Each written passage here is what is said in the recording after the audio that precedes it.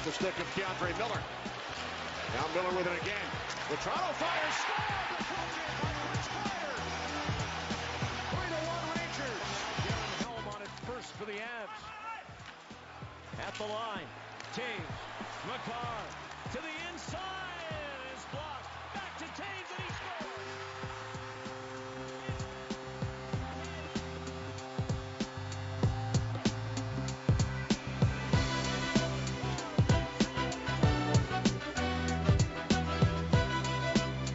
Cale Makar wins it for the Avs in overtime. This is Interesting to See, your daily sports podcast, news, narratives, takes, and gambling. Highlights courtesy of ESPN and the NHL on TNT. Sportsnet sometimes, too. NHL playoffs had the night to themselves. I didn't realize what was happening. Remember when I complained that there was no NBA on Thursday? I finally realized why that was. Well, it was because TNT had the rights to the NHL on Thursday, and they also debuted their hockey coverage. So they're not going to compete against themselves, and they don't want to compete against basketball either, so they found a way to corner the market and make it a hockey-only night for the first night of NHL Stanley Cup playoff coverage. Sweet. Good for them. Great moment for hockey. I said the TNT situation was the best thing that's happened to hockey in a long, long time. The boys at NBA on TNT, NBA Live, they held the Stanley Cup. You can watch parts of the video here. We can bring it up for you. Should I mute it? I think I'm going to mute it. Look at there's Shaquille. The cup is so big it doesn't look that small in Shaq's hands. It still looks big. Look at him. Those glasses are pretty sweet. Sick Shaq. I love that. I do love the end. We'll go to a different video where Barkley refused to do it, which I really like that. I think it's one of the hardest trophies to win. Yeah, it's the hardest trophy. All right, we'll bring it up. It's not up there yet. All right, let's watch Barkley. Barkley's not touching it. Back this way. No. Oh, he know I can't touch it. I would never touch a championship trophy. Why? That's just a rule. Anybody knows that. Well, even if it's not your sport, even if it's not your Even though sport. it's not my sport. Yep. Okay. I love that. Everybody knows that. Goddamn right, Chuck. Chuck, you're the man. You are the man. Let's go to the highlights from last night. The Avs. So you knew this was going to happen. Whenever you annihilate someone in the playoffs, like they're a grown team too, and they have experience, so you know the Preds are going to come back. The Avs win in overtime. Cale Makar, maybe the best player in the world overall. I don't know. There's a big offense-defense debate raging in hockey right now. We have a situation though where a lot of the series are going to be good, but none of the games are good. Well, Preds Avs was the best game of the season so far. Maybe Penguins Rangers in overtime. The Rangers, will start chronologically. The Rangers tie up the series. They annihilate the Penguins. Final score was 5-2, 3-1. It got back to 3-2 at a certain point. There were no empty net goals in this one by the Rangers. They just won it easily. The Panthers, they bounced back and destroy the Caps. The Caps kind of snuck one from them in game one. The Caps and the Penguins remind me a lot of each other. They're just kind of like these feisty old teams, and they're going to make you earn it. The Avs beat the Preds, and the Stars beat the Flames. How about that? Big win for the Dallas Stars. They have one of the best defensemen in the world, and Heiskanen as well. Games coming up tonight, Canes, Bruins. The Hurricanes, I think if they win tonight, obviously they're up 3-0. The series will be over. Leafs, Lightning, that you can settle in for a battle there. The Lightning are still in the borderline of the prime of their prime of these all-stars, and they're back-to-back Stanley Cup champions. You never know what can happen, man. Like they can turn it on at a moment's notice, and they did in game two. Okay, heading into the weekend, I got some news on Jerry Jones if you saw it on Twitter. This was for yesterday, and I did not see this yesterday morning. My bad. Dallas Cowboys owner Jerry Jones was involved in a car accident this morning near Wolf and Harry Hines around 8:08 p.m. per sources. Stephen Jones took to the airwaves and said, "My dad is fine."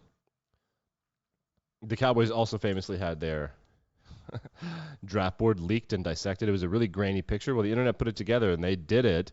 These grainy, you couldn't see any of the font, but they did it by dissecting the length of the names and the length of the schools and the ages and various characters. It was really cool. But the biggest story from yesterday was freezing cold takes. Old Takes exposed that his account suspended. Fred is his name, and the account was suspended because it was hacked and he was offering promo codes for PS5s. And if you're on Twitter very often, if someone's offering promo codes for PS5s, it's either a joke or they've been hacked. So we have a debate. We haven't done a controversial Wednesday in a while. So controversial Wednesday on a Friday. This is hilarious. These are the Peach Bowl rings. If you're watching on YouTube or Spotify, subscribe today, etc. The Peach Bowl rings for the Michigan State Spartans. They beat Pittsburgh in the Peach Bowl in a game in which Kenny Pickett was too scared to play. Not scared of getting hurt, scared of putting bad tape out there. You'll see on the ring here, it says keep chopping. There's an axe there. And Tucker, which is the head coach's last name. And on the axe, it says MSU 37, UM 33. So on their Peach Bowl championship ring, which is a New Year's Six Bowl, they have the score by which they beat their big brother, Michigan. Remember, both teams were undefeated at that point. Kenneth Walker daddied them. I think he had 5 touchdowns or something. Aiden Hutchinson played like garbage. And University of Michigan went on to win every other game except for when they got crushed by Georgia. They beat Ohio State, but they didn't beat Michigan. So there's a big debate raging about whether or not this is something that should happen. Little brother syndrome in full effect. It's just hilarious. That's a football school move right there. These schools have a tendency to do some basketball school stuff, but good for them. They're doing the right thing. They're caring about football more than they should. I love it. I love everything about that. I've got some news to report on the Brooklyn Nets situation. It's a disaster. The Nets and the Barclays Center have reportedly lost between $50 and $100 million during the 2021-2022 season. I have no news as to how the fuck this could have possibly happened, but the Brooklyn fans are the worst. They're not fans. People in Brooklyn really want to have a sports team, but they just can't. You can't have new stuff. You want to talk about something that didn't work in L.A. with football. You can't just put new stuff in New York City. Those people are old and crotchety and mean, and there are some people that bought in, but for the most part they didn't. And then you got guys like Kyrie, and there was like a Russian oligarch involved, and you just can't have that kind of stuff, man. You really can't. And I kind of feel bad, but I am 0% surprised. Absolutely not surprised in any way at all. Are you surprised? Like, nobody goes. Nobody wants to go. We'll check in on baseball. I got 2 stories to report in baseball. Story number 1 is that the Cincinnati Reds have lost 22 games this year. They've only played 25. You do the math. They're one of the worst teams in professional baseball, but because there's no revenue sharing and there's no salary cap, there's no incentive for anyone to care at all. And because the Bengals are good, I think ownership's just like, hey, that's fine. We got a football team, whatever. And you just cash his check. No one cares. Games are on TV. They paid for it.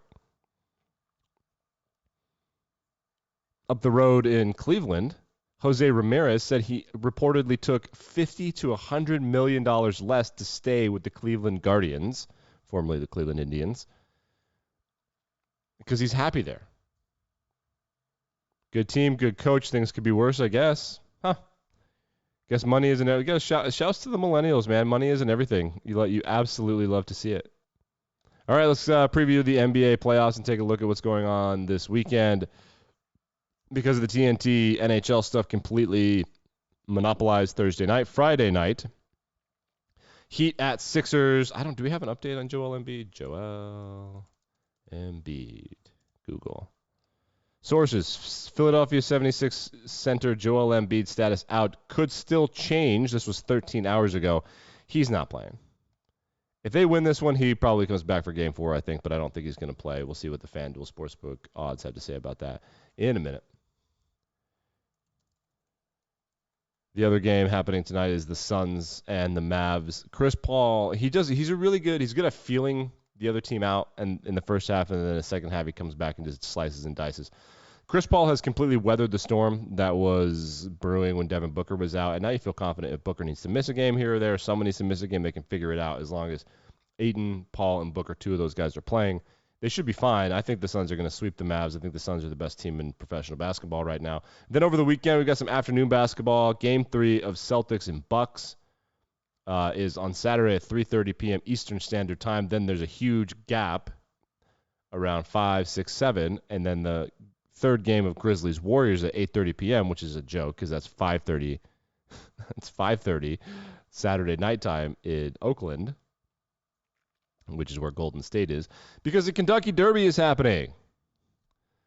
The Kentucky Derby is this weekend. So let's talk about basketball odds. The Heat are favored by 3 on the road. That means that the books absolutely do not think that Joel Embiid is playing. I would probably bet the Sixers to beat the spread. They might have some life in them. The Sixers are much, much better at home under Doc Rivers than mostly any team in NBA basketball, I think, since he took the job, which is pretty crazy.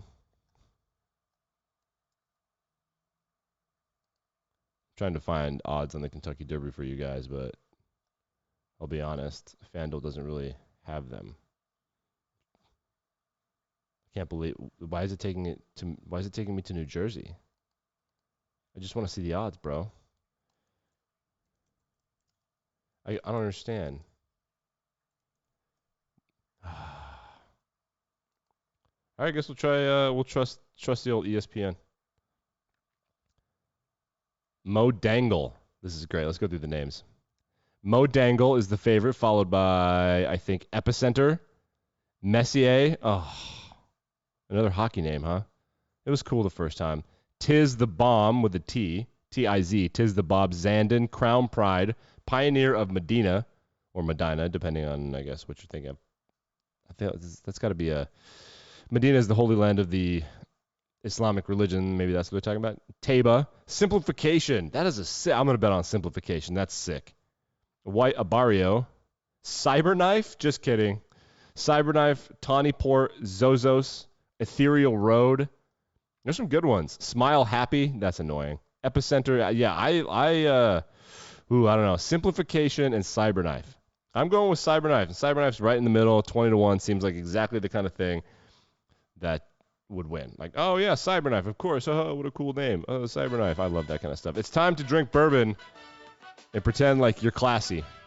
And pretend like you give a shit about horse racing and be everybody's essentially. It's like a Kentucky Derby New Year's resolution. I'm going to start caring about horse racing. No, you're not. I tried it. It's actually really hard to care about horse racing. It takes a lot of effort and time. You got to read a lot. You're not going to do it. But we'll talk about the Kentucky Derby. I'm sure something crazy will happen. Bob Baffert, that cheater, is not in it, so it'll be fun this time. Don't got to deal with that bullshit. Like, rate, review, subscribe. Be back and better than ever on Monday morning. You can watch us on YouTube and on Spotify.